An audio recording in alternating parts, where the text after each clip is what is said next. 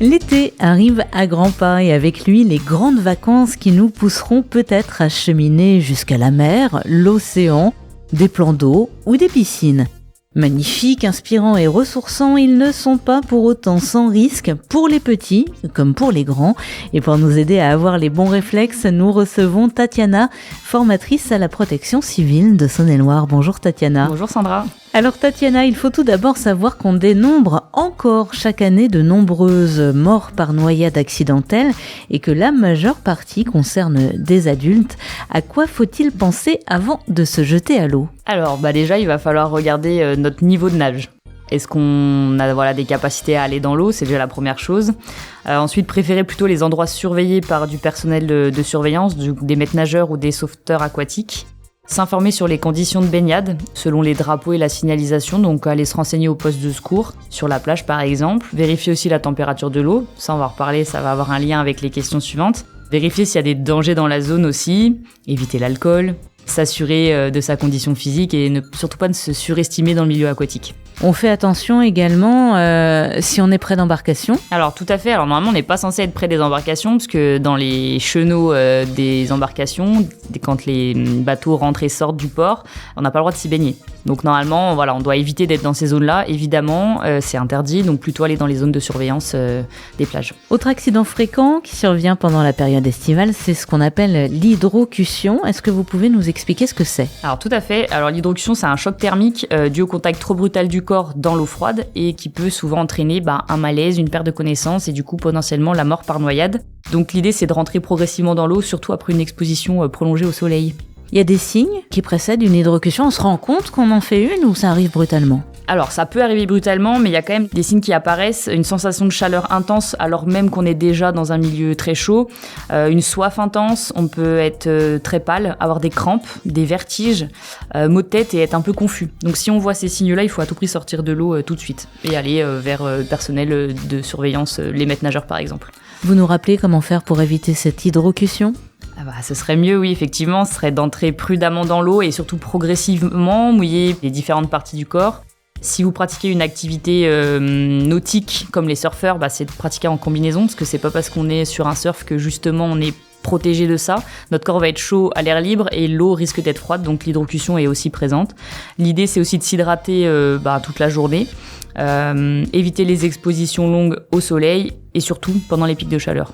On en a parlé lors d'une précédente émission, est-ce que vous pouvez nous rappeler les quelques conseils pour éviter insolation et coups de soleil ? Alors chapeau ou casquette, crème solaire, être sous le parasol, s'hydrater, éviter de s'exposer pendant les pics de chaleur, se reposer également, éviter les activités physiques trop intenses, surtout en début d'après-midi ou le midi, et être assez vigilant là-dessus. Pendant les vacances, on peut être tenté de faire une petite sieste pendant que les enfants s'amusent. Mais cela reste, Tatiana, une très mauvaise idée, notamment à proximité d'un cours d'eau. Pouvez-vous nous rappeler pourquoi ?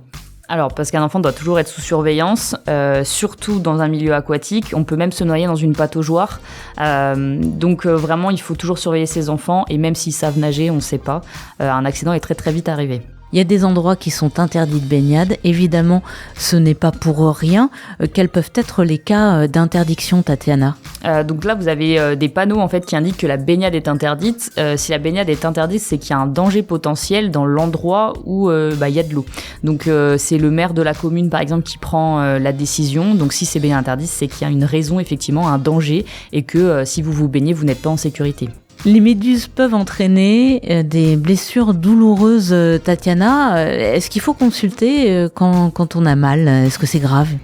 Alors, ça dépend. En fait, la méduse, elle a des tentacules qui vont rejeter un liquide comme une sorte de venin et qui va provoquer des brûlures et des démangeaisons. Donc, généralement, c'est pas trop la tête de la méduse. Il se peut qu'il y ait des races de méduses qui, et aussi au contact de sa tête, provoquent des brûlures, mais c'est plutôt les tentacules. Ce venin, il est thermolabile, c'est-à-dire que plus on va approcher la blessure d'une source de chaleur, plus la douleur va disparaître et le venin va s'évaporer, entre guillemets. L'idée, c'est aussi de frotter un peu avec du sable chaud pour enlever aussi tous les filaments résiduels des tentacules de la méduse. Et il va être très important de consulter si on a des réactions allergiques, Ça peut être des problèmes respiratoires. Si c'est une brûlure au niveau du visage, pareil, là, ça va potentiellement être grave. Donc tout ça, prenez un avis médical. Donc si vous êtes sur une plage, vous allez voir au poste de secours et ils vont faire un bilan pour ensuite transmettre au 15. Et si vous êtes tout seul, si vous avez un doute, appelez le 15 et vous aurez un avis. Activité prisée au bord de la mer ou de l'océan, la pêche à pied n'est pas non plus sans risque. Est-ce que vous pouvez nous expliquer pourquoi ? Alors le risque, il est plutôt sanitaire dans ce cas-là, puisque les coquillages ont souvent des virus ou des bactéries ou des toxines qui peuvent être transmis à ce moment-là. Et comment sait-on qu'on peut consommer sa récolte du jour ? Alors, a priori, il y a quand même des sites surveillés où on peut faire la pêche à pied, puisque du coup, il y a des analyses et tout est surveillé, en fait. Donc déjà, ça vous donne un peu une garantie. Donc plutôt se renseigner auprès des communes et voir où faire la pêche à pied. Et il y a plus aussi de risques sur les coquillages qui sont enfouis dans le sable, plutôt risque de contamination. Tout ce qui est huîtres et moules, finalement, c'est dans l'eau et il y a moins de risques de virus ou de toxines. Mer ou océan, ça va être utile, en tout cas, de s'informer sur la météo du jour. Est-ce que vous pouvez nous rappeler pourquoi ? Alors, plusieurs choses. Déjà, pour savoir le temps d'exposition du soleil, la température, ce qui va vous donner des indications pour vous hydrater, vous mettre à l'ombre plus facilement. S'il y a un vent de terre, donc quand vous êtes à la mer, le vent part de la terre jusqu'à la mer, il y a un risque que toutes les embarcations ou tous les parasols aillent en direction de la mer. Sauf que si les embarcations des personnes sont dessus, ils vont être envoyés au large, donc ça, il faut être quand même vigilant. Ça permet aussi de s'adapter. S'il y a des orages, il y aura forcément un danger, donc la baignade risque fortement d'être interdite. Et aussi en lien avec les marées, surtout à l'océan, qui peuvent être très dangereuses selon le contexte. Marée haute, ça va très vite venir sur la plage, vous allez très vite enfoui, on va dire. Et marée basse, ça peut vous tirer vers le large. Donc il faut essayer d'être vigilant là-dessus et de prendre le maximum d'informations, surtout sur les postes de secours. Enfin, sur la plage, on le rappelle, on ramasse nos propres déchets, bien sûr, mais on reste vigilant à ceux des autres, et notamment si on se trouve sur une plage qui n'est pas nettoyée. Tout à fait, il y a quand même des personnes qui mangent sur la plage, qui font des pique-niques, même avec un apéritif, etc. Donc il y a potentiellement des objets dangereux, des bouts de verre qui sont enfouis dans le sable, etc. Ou ce qui est ramené par la mer aussi. Donc bien être vigilant, surtout aux enfants qui jouent dans le sable, à faire des châteaux, etc. Pour pas qu'ils se coupent éventuellement.